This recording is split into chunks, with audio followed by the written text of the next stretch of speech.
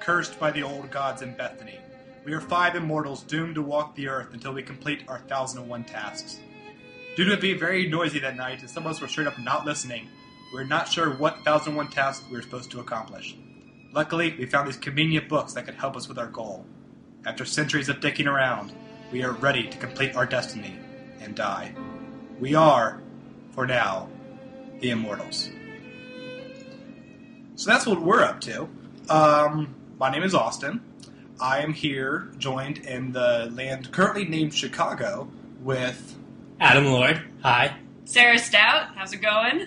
And we're also joined by 2 more Immortals that we've just been best buddies for years, and we just decided it's time to end this. And how are you guys doing over there in, what's it called now, Indiana?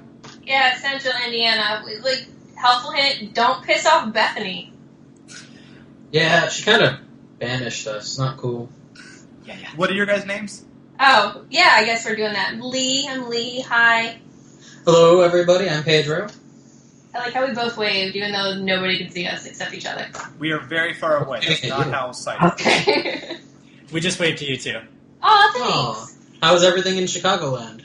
It's just great. It's just getting a little cold now. Mm-hmm. All right, guys, let's hurry up and die. This is only going to take us about 20 years, so we're fine. But, so, just to figure out the best way for us to die. We know that we have 1001 things we have to do. We're not sure which 1001 it is. We found these books at the bookstore that are literally called, like, 1001 blanks you must do before you die. That could be a clue the old gods are giving us. So, to best, weigh our options, we're each going to take one of these books, and whichever one drops dead at the end of this podcast, we'll know that one probably was it, since we haven't died for centuries. So we each have one of these books assigned to us, and we have one book that we're all going to do. So, Adam, what book are you doing? I'm doing 1001 children's books you must read before you grow up. And it's good, because I haven't grown up yet. So, Perfect. there you go. Sarah, what are you doing? I'm going to eat myself to death. I got 1001 foods that I have to taste before I die. Lee, what are you doing? I got 1001 albums, which is pretty awesome since I've already listened to, at least 10 of them. Yeah, you could probably get this done in a weekend. We thank you for pacing it out with us. Yeah, you're welcome. I'm so generous like that. Absolutely. Pedro, what are you doing? I am doing 1001 classical recordings, which is great because a lot of these, it's been centuries since I've been there watching Mozart live, and I kind of forgot most of his stuff. I was in the wrong country at that time. That was really annoying to me. I'm doing 1001 TV shows you must watch before you die. And the one that we're all going to do each week is 1001 movies you must watch before you die. And we decided to just pick a random number this week, which happened to be my favorite number, 225. It's a great number. It's a great number, very solid. Mm-hmm. And we decided to review the 225th entry in all 6 of these books. And that includes, for this episode, Sunset Boulevard, Led Zeppelin IV, Enokitake Mushrooms, the Wonder Woman TV show, Harold and the Purple Crayon, a classical recording that's hard to pronounce. It's called The Freischutz, or The Marksman, translated. Yes. In German, it is Der Freischutz. The Freischutz. Der Freischutz? Yeah, the free shits. Yes. Is it- Free shits. Mhm. I Is think it that's the what it's free called. shits? It's called Yes. the free shits. Yes, that's the accurate German. There was that time when you had to pay for shits, and it was the worst. I'm very glad we got beyond that. Yeah. So that's what we're going to review this episode, and I think we should just go right into the movie that we all watched, Sunset Boulevard. This film was made in 1950 by the brilliant director Billy Wilder. It is about a young screenwriter who is down on his luck. He's in a lot of debt, and to avoid the debtors, he stumbled onto a driveway of an aged silent film star who seems to be living in exile, and he ends up working for her while he tries to succeed in Hollywood. This is considered a great Hollywood film. It was up for a great number of Academy Awards. What did you guys think? Who wants to go first? I love this movie. Absolutely love it. It's like Gloria Swanson is like the definition of drag queen. She is over the top. She is gorgeous. Oh my god. Like, just, I could not stop watching that movie. Absolutely love it. Did you stop watching it when it was over? No, I actually restarted it and just started watching it again. That's how great this movie is. That makes a lot of sense to me. It's still playing. Yeah. I have it playing on my phone right now. Which actually works structurally because the film begins with the final scene. So you could just watch it on a loop.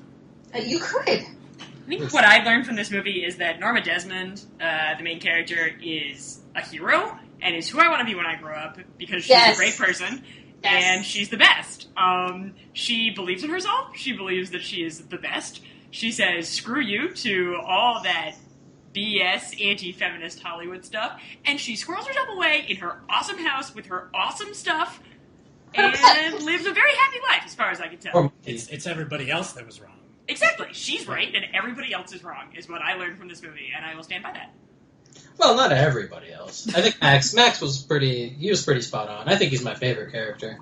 He's just so selfless, you know? How do you not like a guy like Max?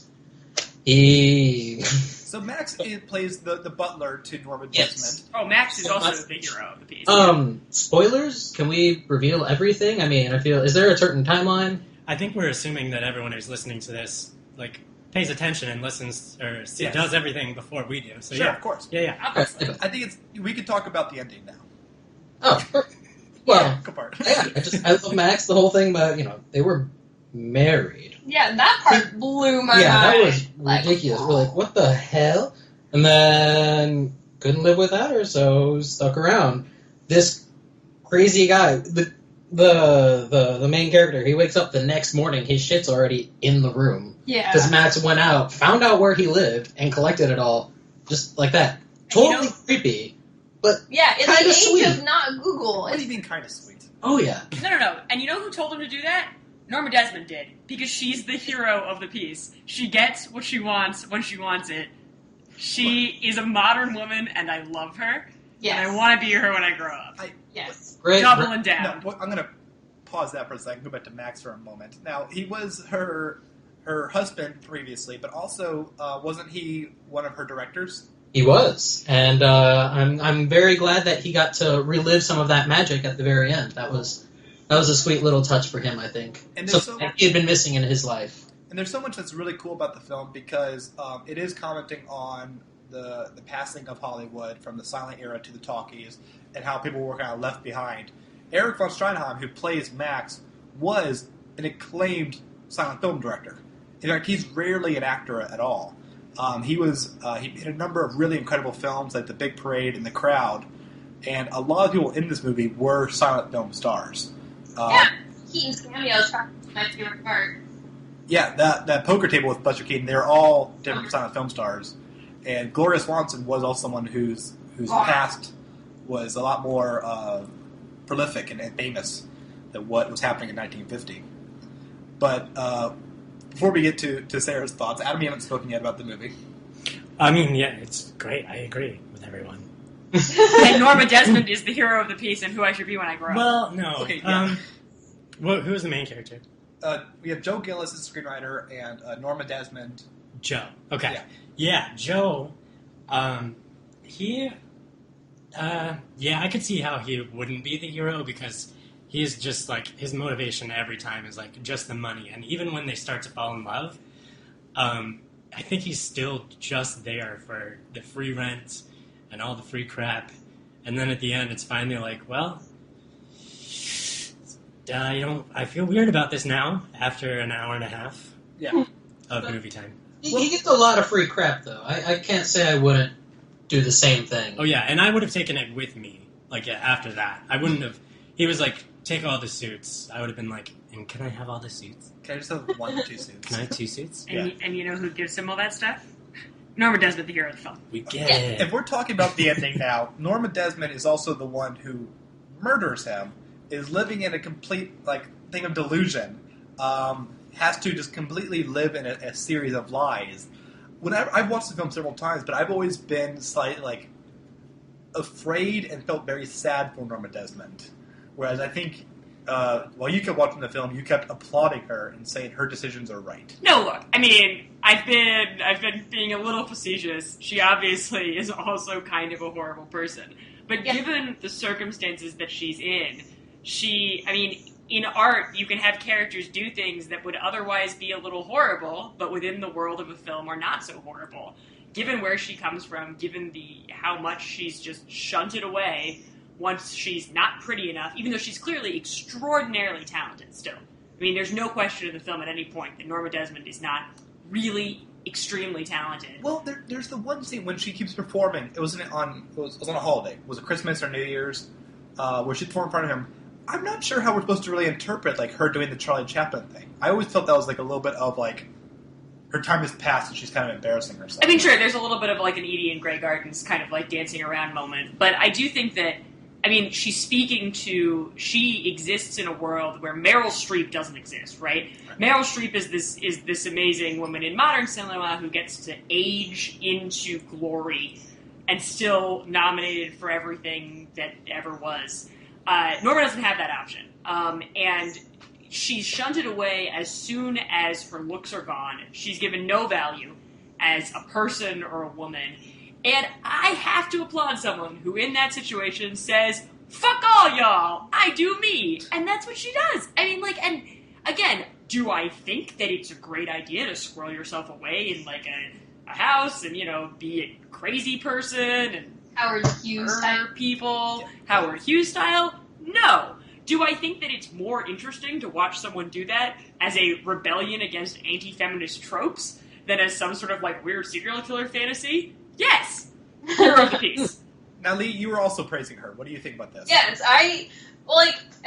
she definitely has a break from reality. Like, that's definitely a big part of it. But she still does what she wants. Like, she has her own ideas in mind. She has her own missions. And that bitch does it. Like, she doesn't wait for somebody to do it for her, especially in that time period. Like Sarah's saying, it's incredibly empowering.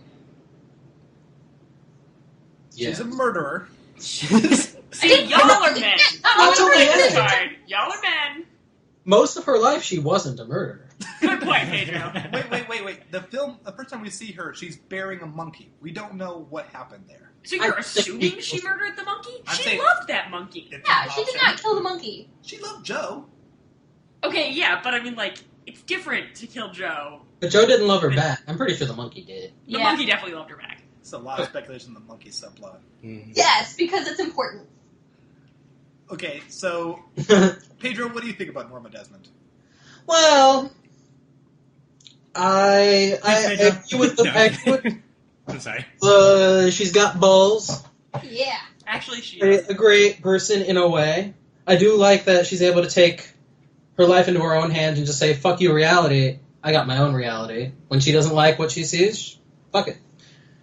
She's definitely prolific. She wasn't just sitting there doing nothing. Did you see the volume of paper that she handed in at the beginning? Yeah, she was not just sitting idly by. Those Okay, papers but- that was incoherent. Yeah, that's the problem. Just because she was writing doesn't mean it was good. I'm sure it made sense in her brain. James Patterson writes a lot. Not all those books can be good. Well, not all those books he wrote. Also true. I think there's a lot to look up to in a woman like her. Minus the murder. You know, when the guy says no, he's just not that into you, you can let him go. You can let him walk away. It'll be fine. Hell, maybe he'll even come back. It happened before. And Max stuck out till the end. I like this woman. Overall, 4 out of 5? No, I'd definitely give her 5 out of 5. 5 out of She's- 5? she's You're not- just- You're just rating her as a person. As a person, I would rate her 5 out of 5.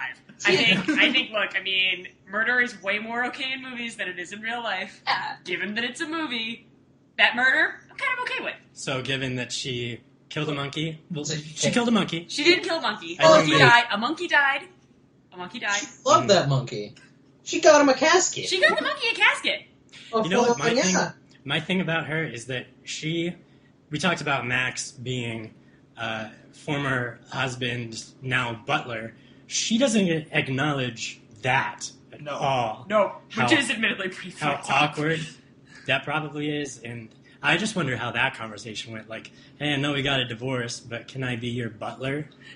Well, and that's like, to me, that she was acknowledged like he was never her husband. And I think part of the reason why I have more like sympathy and pity for her more than like, hurrah, she should be president, is partly because this whole film has this amazing like fear and warning towards fakery and delusion. Mm-hmm. Like, go ahead. Yeah, because you have like Joe's screenplays, they keep like not getting made because they're just fake. Betty finds a couple like moments of real truth there, and you have everyone lying to Norm Desmond in such a way where she can never like properly evolve or mature. You have everyone feeling so bad for her that Max is writing her fan letters for years and years that are not true.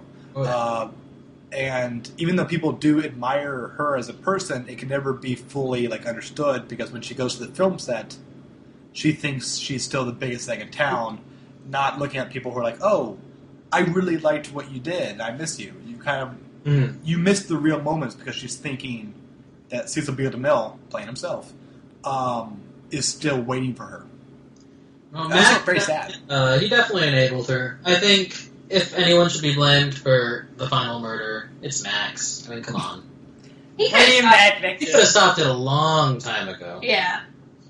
Like, he saw this coming. I'm going to blame the woman who shot the guy. No, She's the hero of the piece. Don't be silly. Is this like one of those things where there's like 5 people and if someone dies and someone has to assign the blame in order? I did this a lot in Spain, where that was a thing. That's a thing? Yeah, they give you like some weird situation where there's like 5 terrible people and eventually someone dies and you have to figure out who's to blame. And then everyone puts varying aside. What year was this when this Is happened? this like a game? This was back, I think Freud was the one that pioneered this. Oh. Oh. It was a bit hazy, we did a lot of cocaine. I understand. I mean, yeah, Freud. Yeah. But Jesus Christ. I feel like Max number 1, Norma number 2, as far as blame could go. Then definitely the main character number 3, because He could have left. He could have left a long No, time. he was leaving. He could have let his car He get... could have left Well, his car earlier did than get that. impounded. So why didn't he just say, like, oh, well, now Yeah. I don't have to run away from the repo man. I can just go home. Yeah. He could just walk Like, everywhere. There's nothing to run to at that point once they took To the be car. fair, you can't walk anywhere in LA. That's like not a thing. Which is actually really part of the plot, too. Like, LA yeah, this car before, survived. like, lots of development. I'm sure you could walk someplace. I'm sure Max would have given him a ride if he told Norma, hey, I want to go to the grocery store for some cigarettes. He hitchhiked to that party It's true. after on New Year's, yeah. Hitchhike all over LA. Seems safe. Yeah. And then he hitchhiked back. Oh, guys- I miss those days. Do you guys blame Betty at all? No. No. Just had to double check. No, No one cares about Betty Austin. no one cares about that. No one cares about Betty. She was also nominated for an Oscar. Really? She was. For that movie? The actors who played Joe, Norma, and Betty were all nominated for Oscars. Betty just doesn't stick in my mind. That's interesting to me.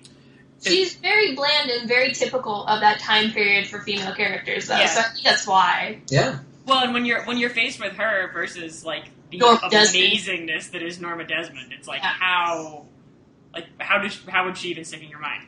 It's actually very sad because Gloria Swanson, who played Norma Desmond, this was like a huge like career like revisit kind of thing. But then she never really got work again because everyone wanted her to play a Norma-like character. Right, kind of course. Yeah. Who did she lose to in the Academy Award? Betty Davis for All About Eve. That seems fair. Yeah. One of my other favorite movies, but I know it's on the list, so I'm sure we'll get to it. Yeah, they lost all the big awards except Sunset Boulevard did win screenplay. Good. That's it. Screenplay. So wait, what all was the movie up for? Picture, actor, actress, director. It really was like up for a ton of awards, but it's up against also an American classic called All About Eve, which is Yeah. also very Pretty much. female-driven. Pretty much the best movie ever. It's pretty awesome. Hmm. So I think ultimately Sunset Boulevard has more like slightly more staying power now for the past like 60 whatever years. But All About Eve is still Yeah, considered. no. Let's great. not get into an All About Eve discussion right now because it's the best movie ever made, and we'll get to it when we actually. We get can say there. that for podcast number 709. For sure. We'll definitely review it. Should we give some hinges? I think it's time to give some ratings. Now, we have a very sophisticated scale where we have 1 out of 5 hinges. 5 being the best, 1 being the worst. Let's go around the table. Adam, what do you think? I wanted more explosions, so I'm going to give that 4 out of 5. 4 out of 5 hinges. Hinges. Lee, what do you think? 5 out of 5. 10 out of 10, 5 out of 5, A+, would do again. Pedro, what do you think? 4.7. 4.7 hinges. Man, Pedro, you stole my number. Like, that was exactly what I was going to say. It's a good number. I also say 4.7. Only because not all of the characters were as awesome as Norma Desmond. Exactly, you can count them 1, 2, 3. See, Can I just say, do you know who my favorite character was? Was the parking lot attendant at the very beginning of the movie, who Joe said, I think his name was John or something. He was like, John doesn't need to know how much money you have. He'll just look at your heels and he'll know the score. And I love that line. Billy Wilder co-wrote this script, and some of the lines are absolutely incredible. I mean, some of them are quoted all the time. There's my close-up, Mr. DeMille. But I love how he talks about the yes men saying no. Amazing screenplay. Yeah. I'm going to go with, I'm not going to decimals, 5 out of 5 hinges. This is an American classic. This is an incredible film. I could watch this any day. I love this movie. This is a good one to start off with. Yeah. But also, there is an album that's considered quite a classic among people who listen to classic rock all the time. Yeah. Lee, why don't you tell us about Led Zeppelin IV? So Led Zeppelin IV is, everybody's probably heard 80% of this album already because it's played on the radio on classic rock stations all the time. For sure. Like, listening to the whole thing, and there were only 2 songs I never recognized. Hell, Rock and Roll. I think that's, Rock and Roll is used in commercials for, like, cell phones and shit now or something like that. Yeah, but, like, this is a great album to start off with, because it's, like, in the top 5 of the best 5, or, like, the best albums ever list of, like, every single one of those lists. So, like, Rolling Stones has it, like, number 2 or something like that, so it's a pretty good album to start off with. What else do you want to know? So why is it that good? It is, well, this is where it's going to get controversial. Whoa! Like good controversy. So Jimmy Page has always been yelled at for stealing the black sound, the black blues rock and roll sound at the time. And you can tell, especially when you listen to When the Levee Breaks. It's like, yeah, I've heard a lot of other artists do this. They were not white, and you definitely stole all these riffs. What are you doing? But because he was the name signed on to this huge this huge rock band, and he's the one who made it, like, they made this song, and it got popularity. That's why they're so influential, because they reappropriated the sound without too much trouble at the time. That makes sense? Because, like, if you tried to do that now, you're in Tumblr and Facebook and every other social media would yell at him for cultural appropriation. So on a scale of Elvis Presley to, say, Ice Ice Baby and David Bowie as stealing each other, like, where are we talking on a racism scale? Like, we're definitely talking close to Ice Ice Baby here. Not quite. Oh, wow. Not quite, but really, really darn close. Okay, so we're not talking derivative. We're talking, like, you took the riff. Pretty much, yeah. Okay. There's no way to get away with calling it an homage. No, that's probably what they did, and they said that they were influenced by that sound, which I guess, if you want to throw that, you can get away with it, but you can tell where they got a lot of it. Especially with When the Levee Breaks. Now, with the other shit, like Stairway to Heaven, I don't know where the hell they come up with that. Lots of drugs, like everything. So, do you not like the song When the Levee Breaks? Oh, no, it's a great song. It's just I've heard it elsewhere before. So there's always an asterisk next to it. Yeah, I think so. Yeah. Do you prefer to listen to more original sources? Well, yeah, because you want to get down there with the music and being local and original and all that shit. You don't want to listen to Macklemore. You want to listen to NWA. For sure. I'm sorry, you don't want to listen to Macklemore? No, What's wrong with you? He has all of his songs in this book. So we're going to get to him. So Stairway to Heaven was my first slow dance song, which is a really awkward slow dance song, because it starts out as a slow dance song, and then it becomes not a slow dance song. Yeah. I don't know if anyone's seen Freaks and Geeks, which I know is also on the list, but there's a great scene that exemplifies this problem. I definitely slow danced with a dude, and then had to like start fast dancing with the same dude. I have two concerns. You had like a 9-minute song for the slow dance? So I went to nerd camp, Okay. and we had a canon of songs. CTY Holla, if anyone is listening who knows CTY. We had a canon of songs that had to be played, and the last 2 songs at any dance to be played were Stairway to Heaven and American Pie, both of which are 9-minute songs. And Stairway to Heaven was like, all right, you get to have your slow dance, and then we all come together so that we're not all making out beginning to dance, because that'll make everyone uncomfortable. My second point is that you waited till you're like 600 years old to have a slow dance? Yeah, it's very sad. Okay. That is a little I don't really want to talk about it. I mean, way back then, it was kind of a no-no for people to get that I mean, close. also, like, the concept of the slow dance that I'm talking about, like, I danced with men. Right. But the concept of, like, the slow dance, Oh. the lame 20th century, all we do is put our arms around each other and sway back and forth, sort of in rhythm to the music. Like, look, like, I've jitterbugged, I've waltzed, I've done all sorts of stuff. I did, Sure. druidic two-step. Yeah. But the slow dance is a 20th century phenomenon. Okay. Lee, what's your favorite song on the album?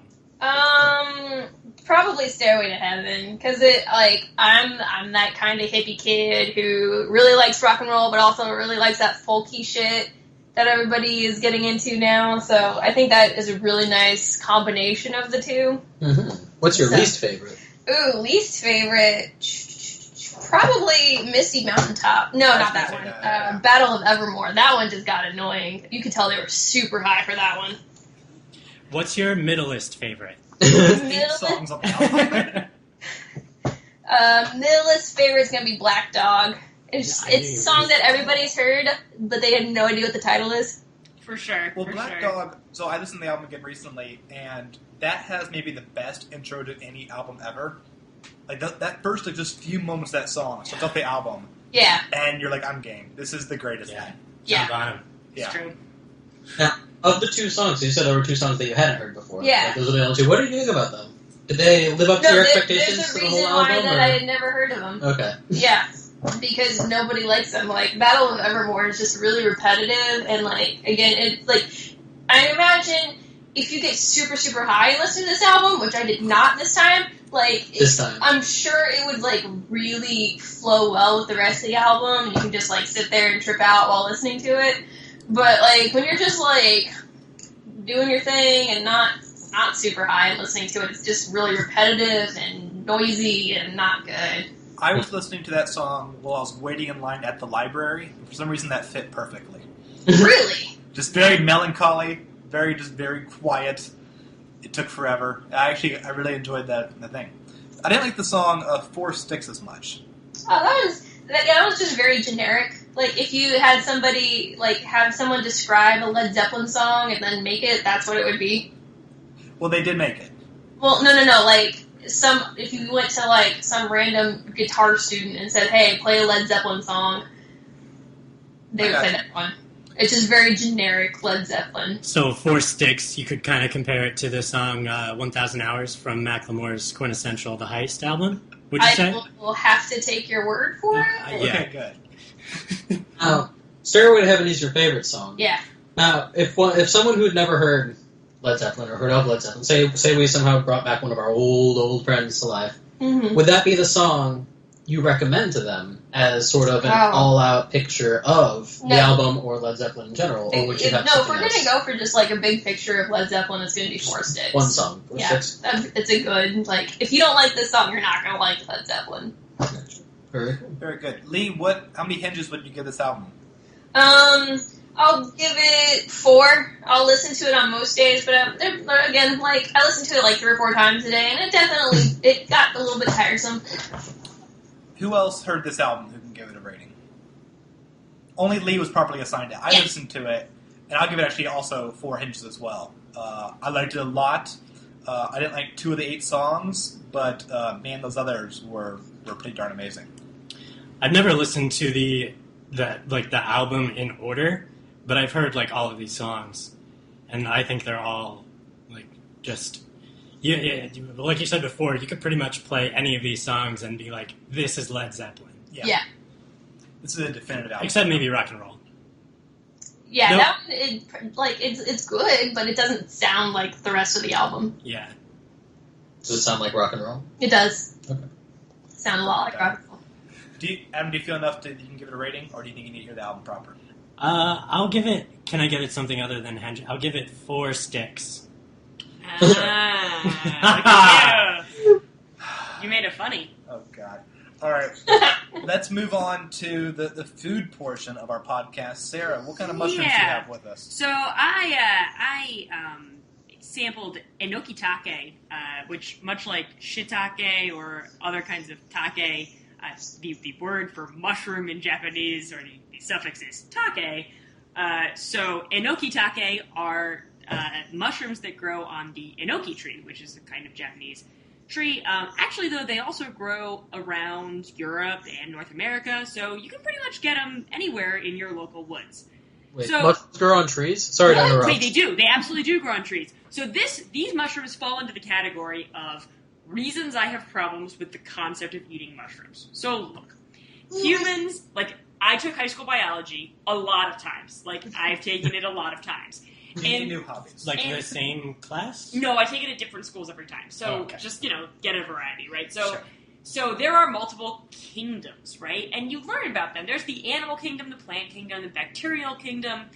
I think there's another one that I'm not remembering because I don't pay attention in high school biology, That's why you apparently. have to keep going back. Protists. What?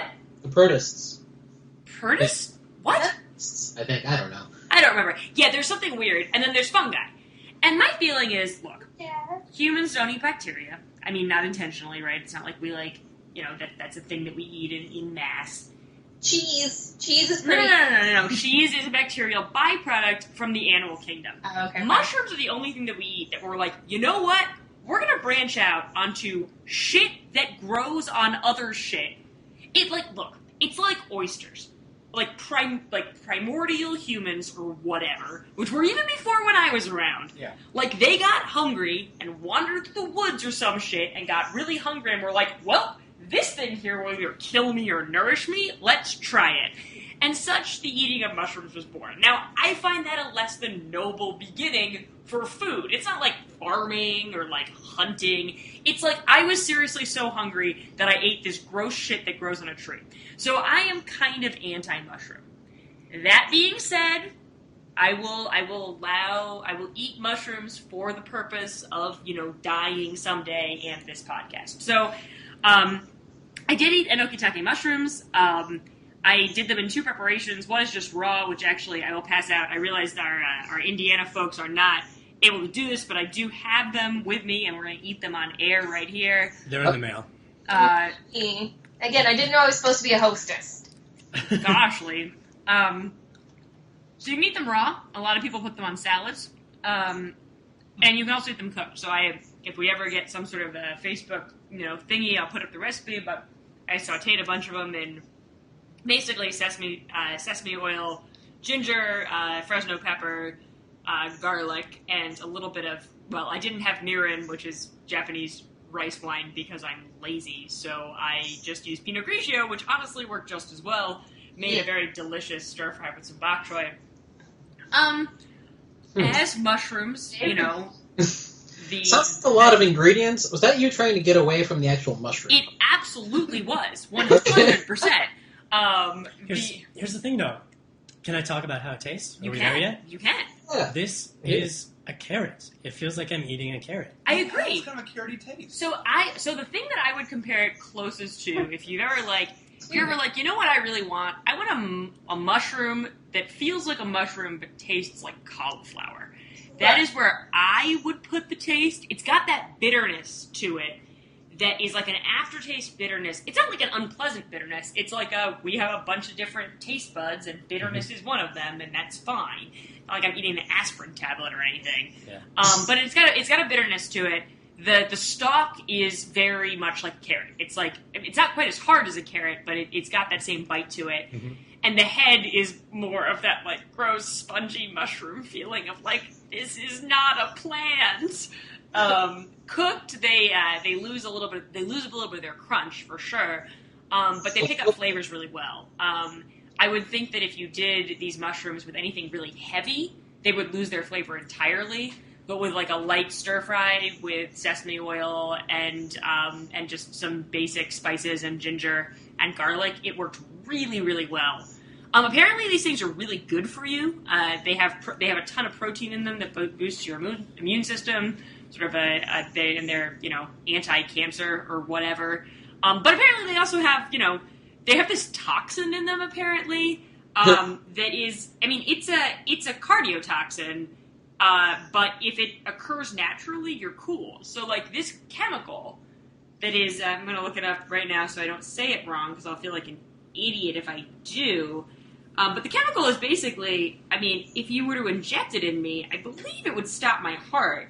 But if you don't, and you just eat it, then you're good. No. What?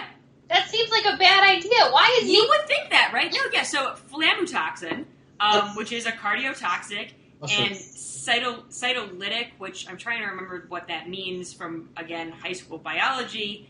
Basically it means it makes your cells all burst and die. So flamotoxin is, not good for you. It will kill you if it's injected, but when absorbed orally, you're fine. Well, so is water. If you inject yourself with water, you'll die. Well, yeah, but for different reasons. That's more of like a physical reaction. You shouldn't have water in your blood. This is like there is a chemical in this that were you to extract it and inject it into you, it would kill you, or at least be bad for you. But apparently, when you ingest it orally, you're fine. It's kind of an all or nothing kind of thing. It is kind of an all or nothing kind of It's thing. really good for you. If you, for the reason, accidentally IV it into yourself, Yeah, don't do that. Die. Anyway, these things are pretty good. They're particularly good sautéed with some good Asian spices. I highly recommend cooking them unless you are into a like sort of bitter bite kind of taste, but they're fine. I am. I would say I would dip this in some hummus or guacamole. That's fair. Raw, uncooked. I liked the raw better, honestly. I was surprised. Yeah, because I typically don't like mushrooms. I find the texture to be very gross, but maybe because these were a bit smaller. Mm-hmm. I actually found it to... they're both very good, the stir fry and this.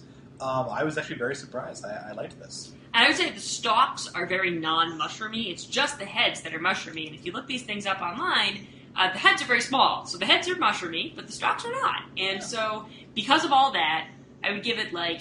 I hesitate to give a mushroom like above an average rating. But we're going to go with like a 3.87 henges from me. Right, that's not complicated. Adam, what would you give it? As far that's the best mushroom I've ever had. So on a mushroom scale, 5 out of 5 henges. Wow. I enjoyed it a lot. What about all of food? Because I guess this is a rating for just food. So all of food. All of food. All of Yeah, food. that thing you just ate. How would you rate it? Oh, like 3. 3 out of 5. Okay, 3 out of 5 henges. Yeah. I don't want to eat. I won't miss it if Sure. I never eat it again. I'll give it a solid 3.5 henges. I liked it way more than I thought I would. I'll be happy if it's any sort of meal. I thought you weren't going to do decimals, Austin. It is mine half through the first episode. Yeah, you do you. I'm Right. consistent. Cool. Pedro? I'm still kind of worried about this toxin thing. So are these things sharp at all? Like, if I fall on a Bring pet, he has We're a thing talking in to the people. paper. No, they're I not. don't know. Why They're does it not have sharp. this crazy toxin? Is it like a self-defense thing? No. It's just they did testing of this because, so here's the thing. Apparently, they're actually, mostly these things are really good for you. They're anti-carcinogenic. They improve your immune system. They've got some proteins that are rarely found in other situations. I feel a little stronger. They make a lot of health food lists of like, this is what you should be eating all the time. And so in doing the testing for that, apparently they also found that this thing has flamotoxin in it, which is this cardiotoxic and silylic toxin. But if you ingest it orally, apparently it's like whatevs. It's like not a thing. That was a scientist looking to bum someone out. Yeah, it pretty much was. I think that's pretty much it. Just so eat it just once a day. No, you can eat it all you want. Just don't 3 times a day? Just don't inject it into your body. Okay. Don't ground it up and inject it. Just don't do that. That's a bad idea. Don't snort the mushroom. Don't snort the mushroom, I think is the answer. But yeah, these things, honestly, as mushrooms go, are fine. All right. I really like mushrooms, so having heard your description and never tried this ever, I like the killing part too. So I will say, It's a 4 4 hinges. You can't give it a rating. You have to. Why not? It sounds. I will give the following PSA. They are easy to find. Whole Foods will stock them, but they'll stock them really expensive. If you go to your Asian market, you will find these suckers for like $1.50. Do not spend $6 for them on Whole Foods. It's ridiculous. Unless we will one day be sponsored by Whole Foods, and then Sponsored you should by- only go to Whole Foods. Right, but like we're not there in the yet. meantime, just like go to your local like H Mart or Chinatown and pick them up. They're super cheap and easy to prepare. I think they forget that we're in Central Indiana and there's no such thing as a Chinatown in Central You Indiana. must have an H Have a lot Mart. of big It's China. like Korean grocery. I'll find you one. Okay. Pending my review of Toxic Mushroom. Right. Good job remembering the name. Okay, so we're now going to move on to the television show, which I watched. This was a show from the 70s called Wonder Woman. Wonder Woman had been a comic for quite a while at this point, and a couple of different networks had tried to make it into a TV show, and most of them failed until they kind of hired Linda Carter, and ABC made this TV movie called The New Original Wonder Woman. Because they tried to make it different. More adjectives! So many adjectives to make it different from all the other failed attempts at making this show. They hired a guy who'd worked on other successful shows like Batman and whatnot, and it was a pretty fun show. It was funny. It is about this guy fighting World War II, Steve Rogers, crashes his plane in the Bermuda Triangle and lands on Paradise Island, which is an island made up of immortal Amazonian women who've been around forever. And Like us. The Amazon? I think they call themselves Amazons just because they're tall and athletic. So they're Amazonians who aren't from the Amazon. They kind of dress like. But they're people the from Greece. mythological Amazon. And they deliver Oh, I packages. see. They're like Greek. They're like the Grecian Amazons. Yes. That Yeah. the Amazon. I believe the Amazon was named for. Yeah. Yeah. I might be totally talking my ass though. They are super Yeah. hardcore. They're all wearing togas and such. They find out that the Nazis are bad news, so Wonder Woman volunteers to leave Paradise Island and go to America and be a superhero for them to fight the Nazis. Sure. And she can maintain the power she has on Paradise Island if she wears her special belt and her tiara, and also she has bracelets that stop bullets. And also she's wearing a red, white, and blue outfit, even though they've never heard of America before. But They're perfectly good colors. Yeah. they are. Coincidence. It's a combination. She has stars in the blue part, but yeah, Well, absolutely. You know, Countries- also, Blue. England's Right. flag is red, white, and blue. That's true. Ah. I'm sure it's a total coincidence then. Mm-hmm. But so the show ran for 3 seasons, and only the first season, which aired on ABC, was set in the 1940s. And I watched 20 episodes of the 60-episode series, and I watched all of season 1, and that was the season that I didn't really like very much. Partly because, well, a number of reasons. It was very cheesy, but not actually fun to watch. They would have episodes that included the Nazis trained a guerrilla to identify one woman on sight and defeat her, while also to get Nazi spies back, which sounds silly and fun, but there was no jokes. They just took it very seriously. At one point, Nazis came to America on a submarine to infiltrate the U.S. Mint to make a whole lot more $2 bills. That way, our economy will plummet. That was a plot of an episode for children. And ultimately, the show worked because Linda Carter as Wonder Woman and her alter ego Diana Prince is awesome. She is fun. She's a great hero. She has just adorable kind of personality. But the problem is when she's Diana Prince, she's playing Steve Rogers' secretary. And Steve Rogers may be the most incompetent person in the U.S. government. Is this Steve Rogers Captain America? Wait, no, it's Steve Trevor. I'm mixing those up. Okay. Because Oh no! they have the exact They- same. So Okay, so excited. it's just a random guy that finds these Amazon people. Yeah, Okay. his name's Steve Trevor. Steve Trevor. Sorry, they have the That's exact important. same job. Two first the exact names? same thing. Gotcha. So his name's Steve Trevor. Apologies. But this guy, he's like a smiling Joe kind of guy, but he gets kidnapped every single episode of season 1. That's nice, though. It's nice to see the tables turned every once in a while. It's not always a woman being kidnapped. I agree with that. And the show has a very kind of strange approach to feminism because they have a lot of dialogue, especially on Paradise Island, which is only women. That women is the superior gender. Women are better at everything. Men typically mess it all up. Yep. And it's kind of this great thing, especially when you have one woman who's a great hero. But for almost Heroine. But you have her as the secretary for most of the show. And also, in a very strange way, I don't know if this is sexist or not, it's weird how much Steve Trevor doesn't recognize that she's Wonder Woman. Because she's not wearing a mask as Wonder Woman. This world doesn't recognize Clark Kent and Superman. I think it's just He's just a lonely... It's the glasses, right? She wears glasses. No, well, she has glasses, but they're really big. There you go. And she has her hair tied back. Well, I mean, if they're bigger, that makes it even harder to tell. Well, I think Steve Trevor and Lois Lane are equally sexist. Steve Trevor, I think, is worse because Wonder Woman and Diana Prince talk exactly the same. Like, she's not hiding her voice or anything. She's just... And they hang out a lot.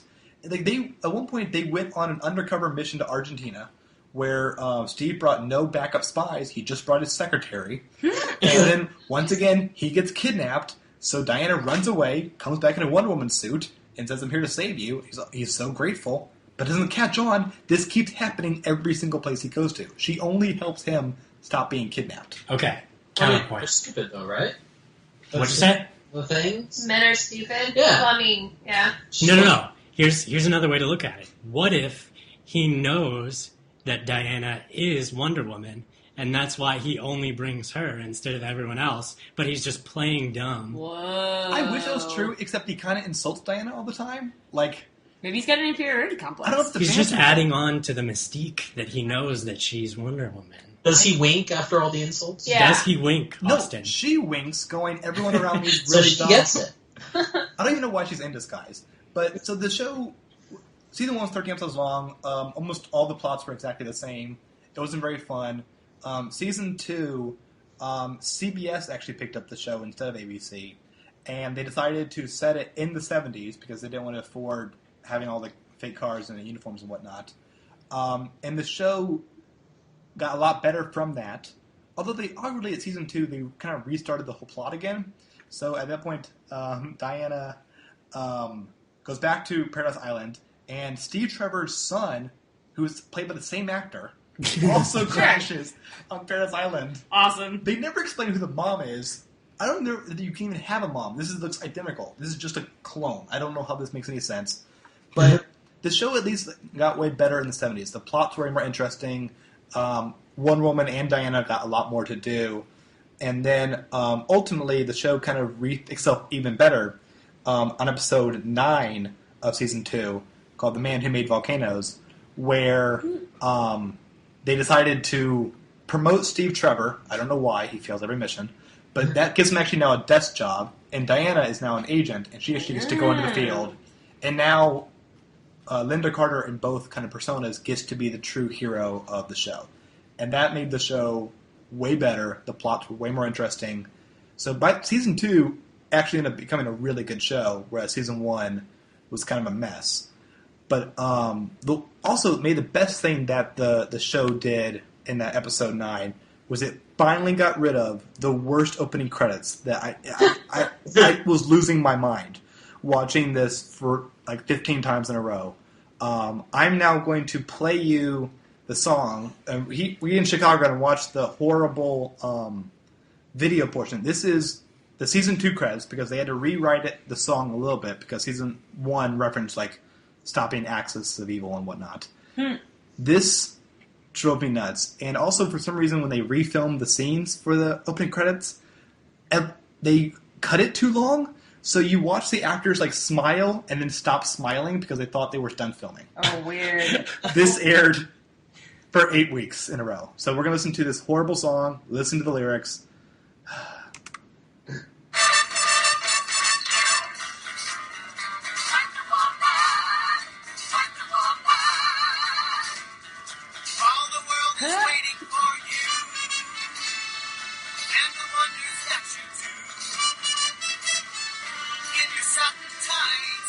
Fighting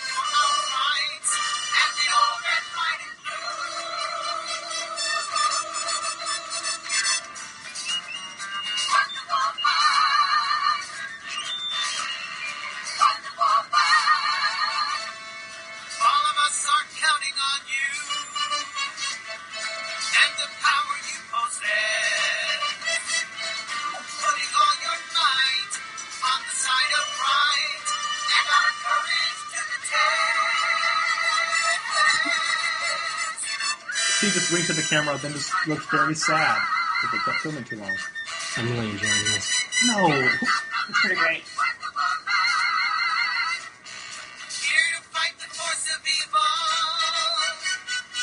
and your chance won't be denied.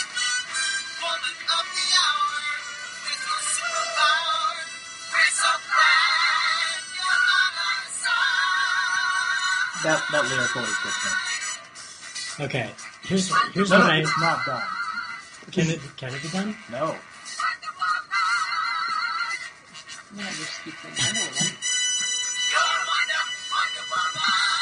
See, here's what I think happened. I think the producers gave some band a picture of Wonder Woman, and then they were like, "She's a superhero. Write a song."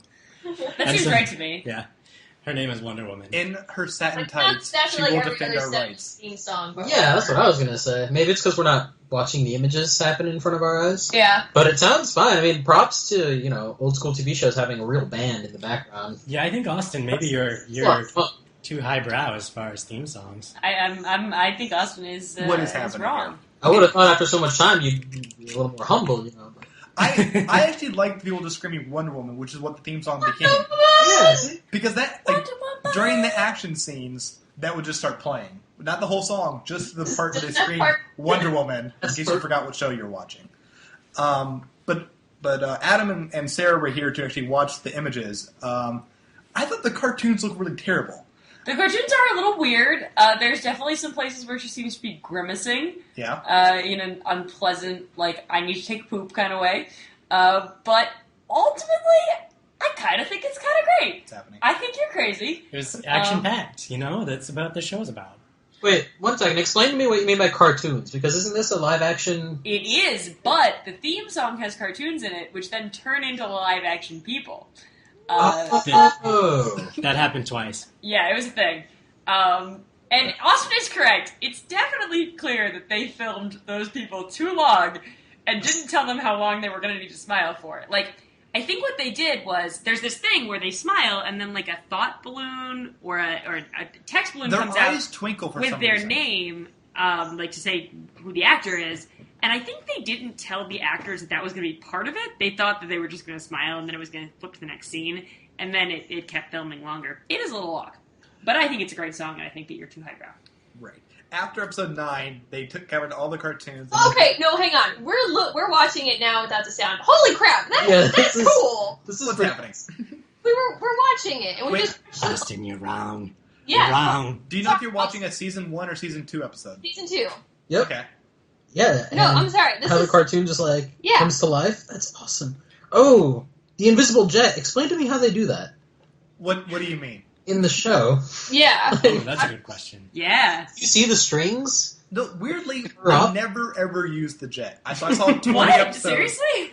She They can't find it. no, like They left it somewhere. They don't know where it Well, is. that's the weird thing. So, like, every plot begins with Diana Prince doing So something. that's pretty cool. I'm so sorry. she took the jet from Paradise Island to America and then set up her identity. But every time the government's sending her places, so like, she just uses their aircraft. Like, she rarely ever uses the jet. Oh, there are a couple of subplots with aliens, What? but she kind of uses it then. Well, you gotta think that filling up gas in an invisible jet has gotta be. I don't get why you can see What? her. Because you see her sitting in the invisible jet. Well, she's not invisible. Yeah, she's not invisible. But, If there's, you like, put, but you like- don't see any buttons or anything. They're all But that's invisible. because that's part of the jet. Then why have an invisible jet? You'll just see her floating in the sky. Well, that's harder to see, to though. see one person. Like, a jet is huge. Yeah. It's like, try to see an ant flying 100 feet up. You can't see I don't an think ant. just one person would show up on radar either. Now, maybe... Which is no wait, because that's how the pilot works. Because one Nazi plane finds Steve Trevor and his one plane just by himself. Yeah, but see, he's in a full plane and wasn't invisible. No, but then they both their planes blew up, and then they're both in parachutes in the sky, far apart. Then they see each other and start having a gunfight in the air. Well, that's awesome. Just move very slowly. The pilot's great. The pilot's really awesome. Okay. I That was gonna sounds say. great. I think the invisible jet makes perfect sense. I think that, obviously, it's not like the invisible jet means that you can put anything in it and it becomes invisible, or that would be silly. It's like the jet is invisible. Yeah, what if she needs to park it in hiding? Yeah, invisible is like the inconspicuously. color of the jet, like Yeah. the camouflage jet. It has Wonder no Woman color. wouldn't be camouflaged just because she's sitting in it. Now, do the Amazons make this jet, or is Apparently this they like just the had CIA one. thing? Do they have this technology, like the super advanced technology, on their I think they. small Because they're parasites? awesome women. It sounds like they just have one technology. They have They had the biggest. Everyone loves the bracelets, which Right. stop bullets. Which actually is kind of great because it makes Wonder Woman more of a defensive character. Like she isn't trying to like kill anyone. So actually, kind of her big appeal is that she goes in a situation and stops all the gunfire. What about that whip, though? That is the lasso of truth. So The she lasso of truth. she lassos them, and then they have to tell the truth, whatever question she asks. Again, a defensive weapon. Okay, that's fair. But also, the guy who created the comic was super into bondage. But ultimately, Let's say no more on that. there's Let's let that there's one an be. amazing book about the creation of the comic, and it's one of the weirdest stories ever. I highly recommend it. So I saw 20 episodes of the 60. Season 2 became, I thought, really good and a show worthy to be remembered.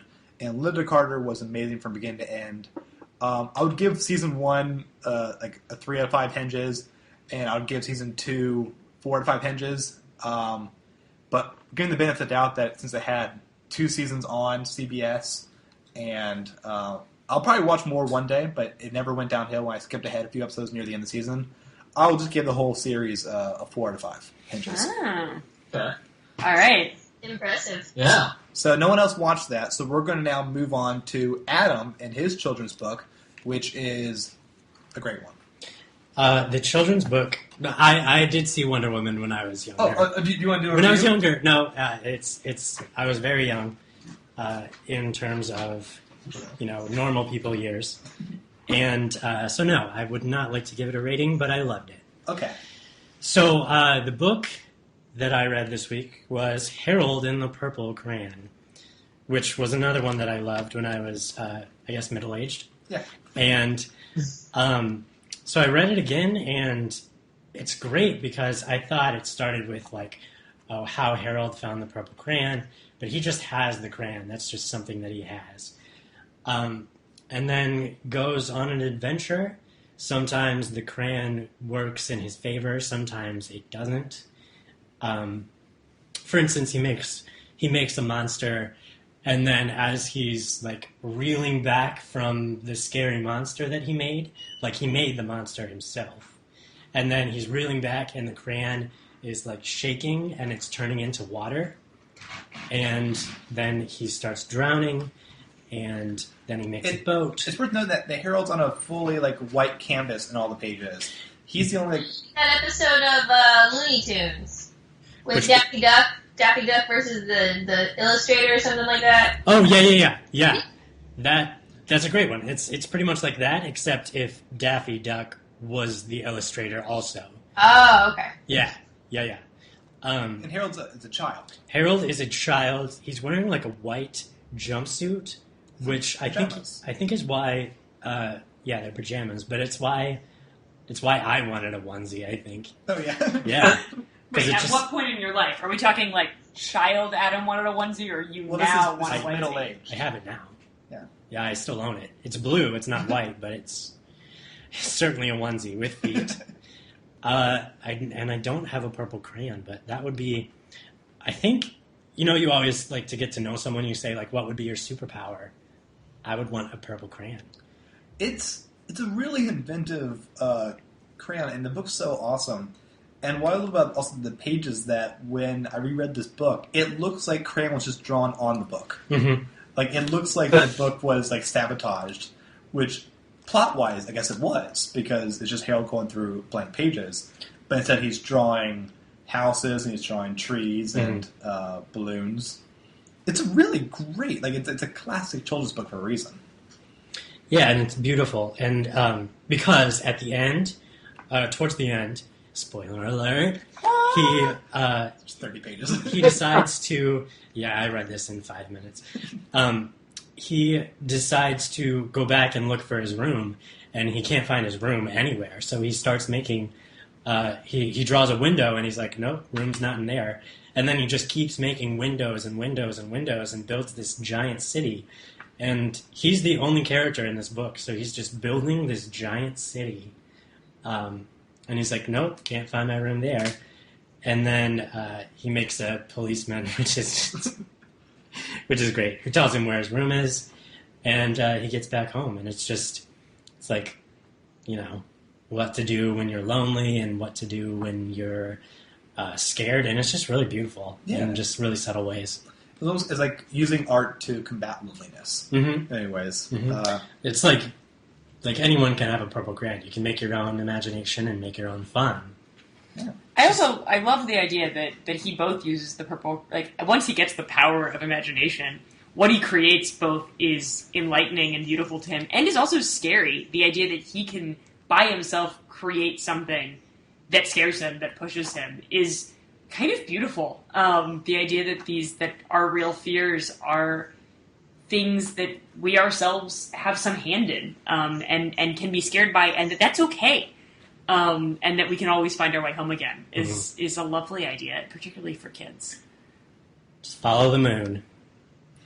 No, don't. That's terrible advice. Don't follow the moon. It goes around and around, and you'll just run a lot. You're going into that one immediately. So, how many hinges would you give this? Man, I gotta give it 5. Because this is the only one I've read so far, so we'll say this is the tops. I would also give this 5. I read this also when I was middle-aged, and it is charming. I remember I read a couple of the sequels as well. Mm-hmm. There are a couple sequels, and they made like a cartoon show out of it as well, which I've never seen. Mm-hmm. I think if you have the opportunity, have someone read it to you. Read Harold and the Purple Crayon to you, because I feel like that's how you should read for sure children's books, is to have a parent read it to you, unless you're too old. Yeah.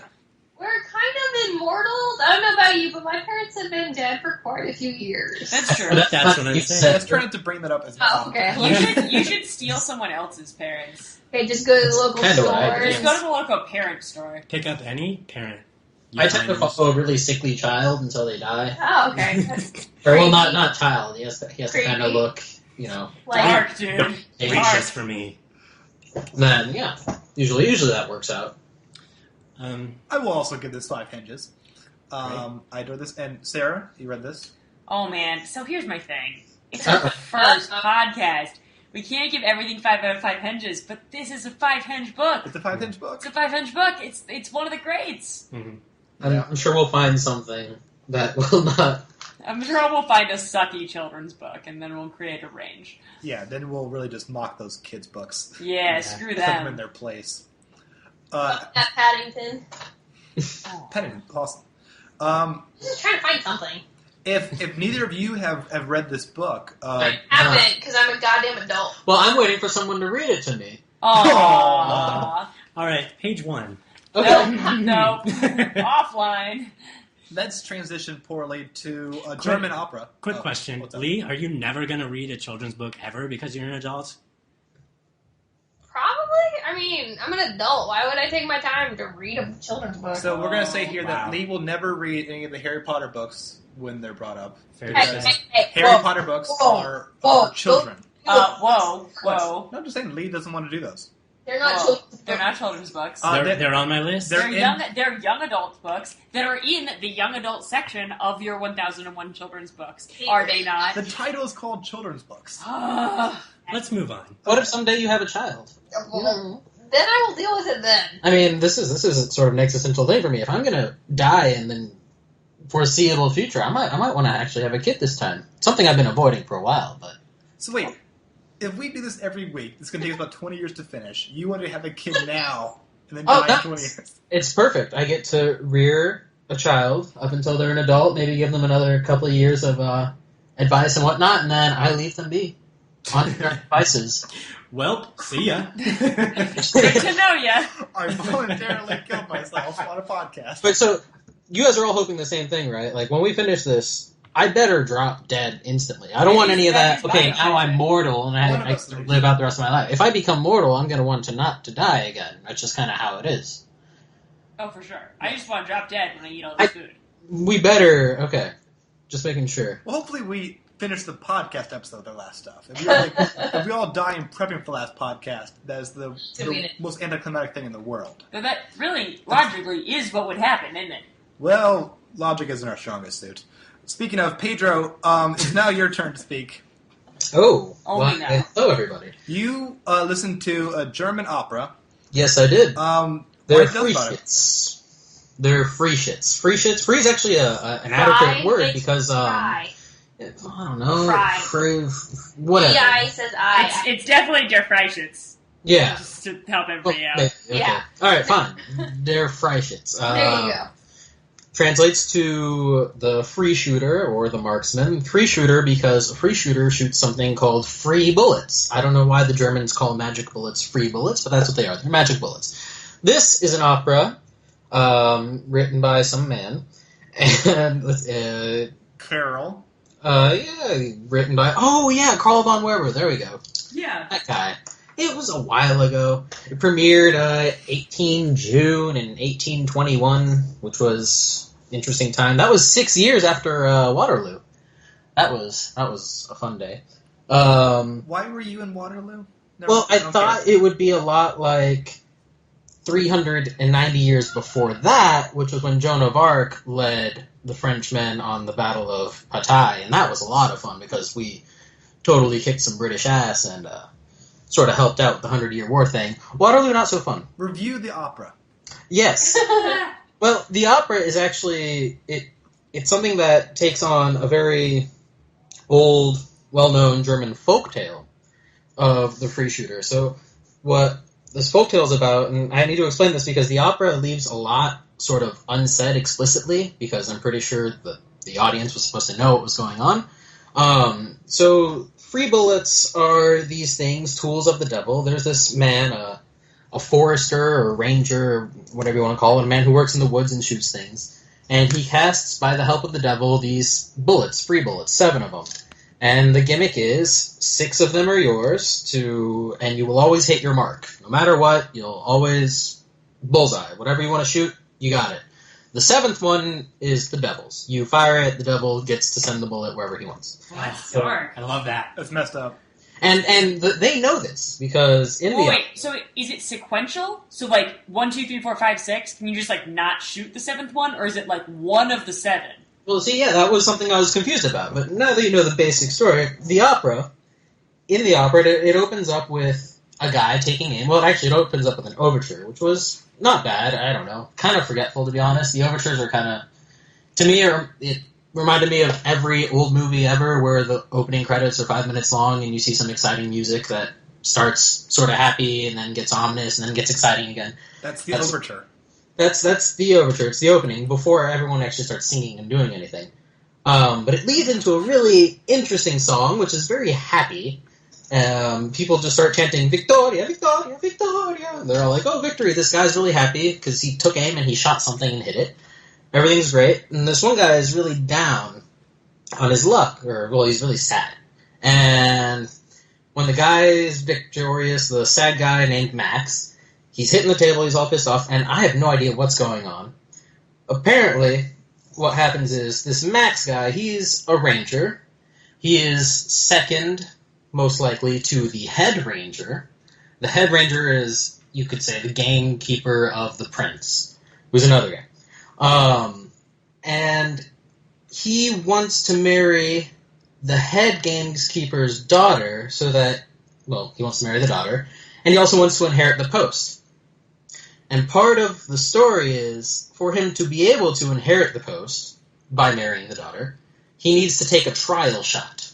And this is where the free bullets come into play. So, there's an antagonist, which is another ranger. He's kind of an ass.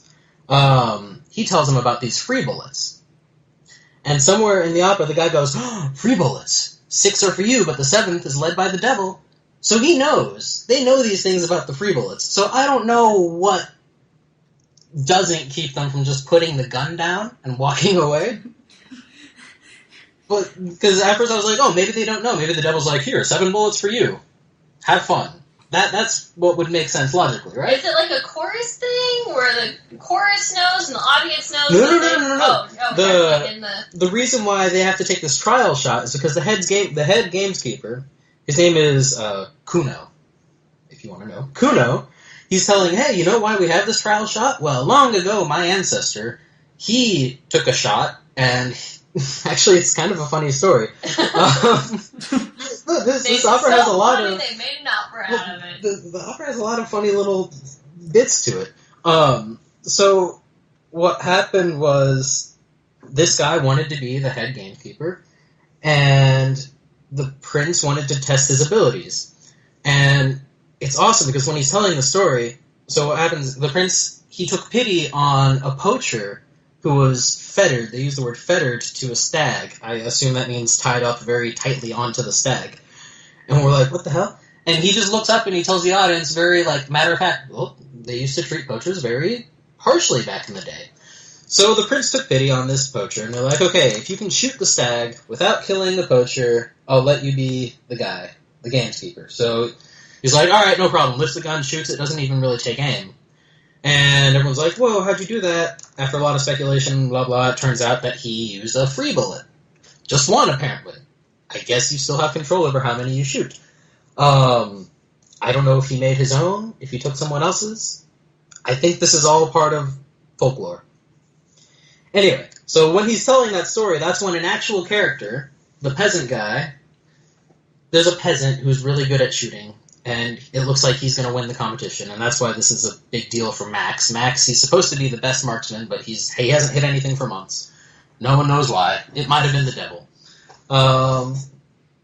This guy, he's the one that says, oh, 6 are for me, the 7th one is for the devil. So this is a known thing. So everybody knows it. Everyone knows. This I had to go back through this many times to be like, do they know what's going on here? Why are they doing this to themselves? Yeah, exactly. I listened, I watched, I read. It was... They know. But, so yes, so this guy Max, he wants to marry Agatha, who's the daughter of Kuno, but it looks like he can't because he's not making any shots. This guy named Casper, he's like, ooh, I know what you can do if you want to make a shot. You can use a free bullet. Like, what? What are you talking about? He hands him his gun. He's like, shoot that eagle. And he's like, are you kidding me? That eagle's in the clouds. He's like, shoot it. All right, fine. He just shoots it. The eagle comes down. Whoa! What? How did that happen? That was a free bullet. What? And this guy, Max, he's a really nice guy. He's never done anything wrong. So when he hears his free bullet, he goes, whoa, I don't know about this. Then he's so hurt that he's not going to get to marry Agatha if he misses the shot. The next morning, he has to make this trial shot. And the father explicitly said, if you don't make this, as much as I love you and as much as Agatha loves you and as awesome as you are, you will not marry my daughter. Kind of big stakes on this. Sure, that makes sense. Oh, yeah. I feel like they should rewrite some rules there, but that's just me. They should. Anyway. So he's crushed and he really wants her, so he's like, get me more free bullets. So they go into this cove, this very dark place. No one likes going there because that's where the huntsman lives. The huntsman, also known as Samuel, is the devil. Not sure why they have so many names, but they call him the Wild Huntsman. He's the devil. He's the man that controls the 7th bullet. He goes there, he casts some bullets. Fun things happen. Meanwhile, Agatha, the person he wants to marry... Pedro, you're supposed to be reviewing the music. It's, okay, the opening song, awesome. Overture, okay, not the overture, man. Opening song, great. After that, the music takes, like, back seat, because I'm watching a play happen in front of my eyes. It's really hard. I'm gonna guess the ending to this. Tell me if I'm right. He Sure. shoots the bullet, it shoots Agatha, everyone is sad. Am I right? Kind of. Whoa. In the original folklore, well, there are many variations, but traditionally what they say is, because what happens is Casper actually had sold his soul to the devil, so he's trying to get Max to sell his soul in exchange so that he can live for a little bit longer and Max gets taken down. Sure. So when they cast these bullets, they split them up between each other. Like, Max takes a few of them, Casper takes a few of them. I don't know how you're supposed to know who's got the last one. And I think that's the point, because eventually Okay. Casper shoots Casper off screen or something, he shoots a fox, thereby making it so that Max's bullet that he's going to use for the trial is the last one. last bullet. So Casper's sitting there, he's like, yeah, he's going to shoot the last bullet, he's the one that the devil's going to take, everything's good. Turns out Agatha, in this story, in the opera, was given a crown, a wreath of white roses by a hermit, who was kind of a holy man. Sure, like that you do. Keeps her safe, it protects her. And bulletproof crown. Beforehand, when Max shot the eagle out in the woods, at the exact moment he did that, a portrait fell on her head, but she survived because she had the wreath of roses. What? Yeah. So, Max but yes. Roses. So when they go out hunting with the prince before the trial shot takes place. The prince comes out, they do a hunting trip, and Max uses a couple of bullets to show off to everyone. He's like, hey, you see that stag way over there? I'm going to shoot that, and boom. And everyone's like, oh, great. So the whole time he's saving one bullet. And he's like, all right, now time for the trial. Right as Agatha's coming out, all dressed up in her wedding clothes, because she's so happy she gets to marry Max, and she had a dream about this earlier, by the way. That sure, of course she did. She dreamt that she was a dove, and that Max took aim at her and killed her. Well, while she's coming out, the prince goes, okay, for your trial, you see that dove over there? Shoot. And Agatha's like, don't shoot, I'm the dove. He shoots. And Agatha collapses on the floor. Right. Turns out the bullet ricochets off her crown and hits Casper, who's waiting in a tree to see the bullet ricochet and hit Max. What? So Casper gets shot and dies because the bullet was meant for him all along. Wasn't he already sold his soul? What? Well, there's a couple of things. One is the wreath protected her, so she couldn't get hurt. And then the second thing is Max didn't go seek the devil of his own accord. He was sort of coerced by Casper, and also coerced by not being with the one he loves. And since that's such a powerful thing, such an honest motive, he decided to do all these bad things. And so that's how it happens here. But otherwise, in other stories, yeah, he kills her, she dies. He remarries, even though he takes a vow at her grave to never marry. And then one day he's really sad, riding his horse, and then he hears a hunter on his back, so he rides away from the hunters, and eventually finds himself in the same cove where he made the bullets beforehand. What? And Sure. the next thing, well, he comes across a bunch of skeletons. One of them is the skeleton of Agatha. They all start dancing around him. The next morning, his horse are dead. Wait, is this partially this eaten by wolves. story? This is one of the folklore part story okay. things, not the opera. I was trying to figure out how they're gonna have Wait, dance. none of this is the opera?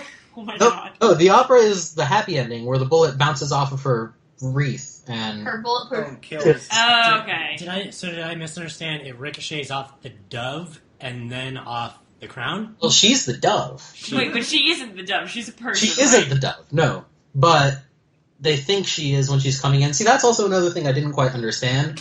So she just goes, fire at the dove, and then she appears, I'm the dove, don't shoot, and then she falls. So, That could have been the I don't know dream. if there was actually a dove, or the whole time Samuel, the devil guy, is in the background, like, playing tricks on people. Being the devil. Yeah, being the devil. Evelyn. Doubling it up. Taking their Okay, so noses and Pedro, stuff. what did you actually think of this opera? I liked it a lot. It was, it's a great story. A lot of the bits are really funny. Like, the story about the stag earlier, the cousin, Agatha's cousin, is this really giddy young girl who's, like, really happy for Agatha. Agatha wakes up from a terrible nightmare. And her cousin's like, oh no, that's so sad. You know, sometimes nightmares come true. Here, listen to this. It happened to my dead cousin. Wait, you should sit down because this is truly horrifying. This is something she does to her cousin who wakes up terrified after a nightmare on her wedding day. Good choice. Oh yeah. What about the music, Pedro? I liked the music, but, like, again, after a while, and maybe for an opera I need to just listen to it without knowing the story, but I feel like when it is something like an opera, it's kind of like listening to, it is a musical. Yeah. No, I'm with you, Pedro. I listened to it as well. It is definitely an opera meant to be watched. It doesn't, I liked the overture fine, but the music itself, I mean, there are operas that have these great Oh yeah, pieces like of classical music embedded in them. like food or whatever. This is not one of them, I wouldn't say. No, the music was very generic almost. Like I agree. heard that like some of the trios are some of the most beautiful works of music out there, and a lot of people apparently hear tracks from this opera, but without the words. But in sitting there watching it, nothing really spoke out to me apart from the very opening bit, which I thought was just such a giddy little It's fun. tune. And then the second song after the opening, where they're making fun of Max for not hitting anything. What did you hit? No, asshole of this guy named Killian. Anyway, the opera itself, great, but definitely, if you don't speak German, you don't know what the story is, if you're someone like any of us, watch it. Yeah. And I only listened to it. I understood none of it, because it was all in You German. have more of a pure exposure to just the music than I do, then. Yeah. What are your thoughts on just the music? Well, I don't know how to review music. I'm not a very musical guy, so I actually rather enjoyed the overture. I enjoyed certain bits of it, but nothing really stood out. I was like, oh, I should keep this track on my phone or anything, except for maybe the overture, just because it just was an uninterrupted, no German. So you have to listen to it as a whole rather than Yeah, in I mean, parts. I would think say so. nothing about it struck me as, oh, this is revolutionary, this is interesting, this is affecting. It was more like, this is a nice opera of its genre, of its time. Mm-hmm. And if you want to listen to that, and you want some good dramatic music in the public domain, grab out the overture, and you'll probably be good.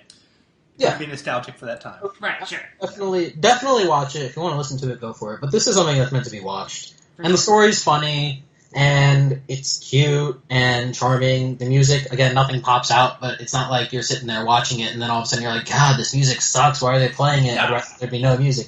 So it's definitely something that's worth a watch. Kind of a strange first choice for my classical recording. But How many hinges would you give it, Pedro? oh, this one, this is way up there. This is like 4.8. Oh, wow. So it's definitely worth the watching. music, no, you're supposed to be... This is 1,001 classical recordings you must hear before you die. Yeah, And the music was unmemorable. but it's an opera.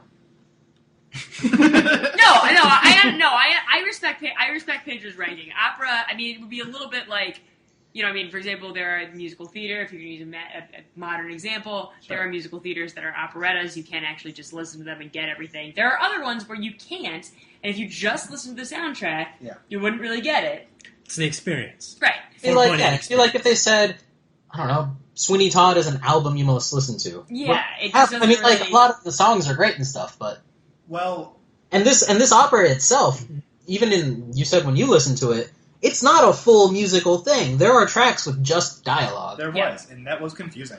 Yeah, for Exactly. sure. That I think makes this something that, by all means, listen to it for its musical content, which is good, but definitely something that should be watched and not just listened to. Yeah. And if you have 2 hours, look it up on YouTube. There's a great, fun little performance. I definitely think everyone would love it. It's got a little something for everyone. It's not too terrible, but, there's some romance, some mystery, a little bit of darkness, quite a bit of humor, I thought. Maybe I'm a cynical asshole, I don't know. But I definitely give this a 4.8 and think everyone should take 2 hours out of their lives and watch it. I'd give it a 3 hinges just based on the music alone, because I have not watched any of the visuals.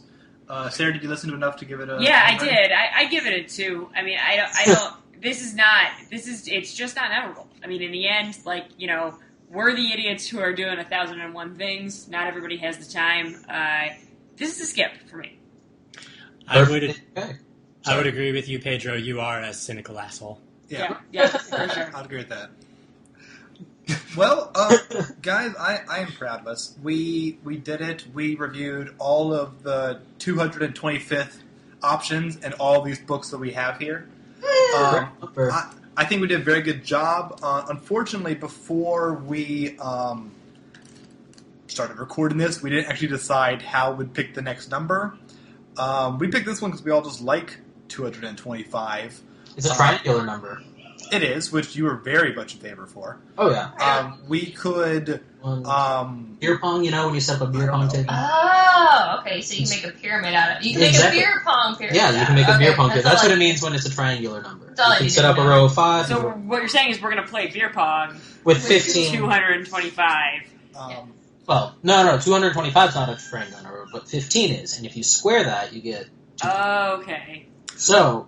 Something we can do, I guess, another triangular number. We can start with 1. We can, we just pick something. I don't know, yeah. I don't know what we need to do, but we just...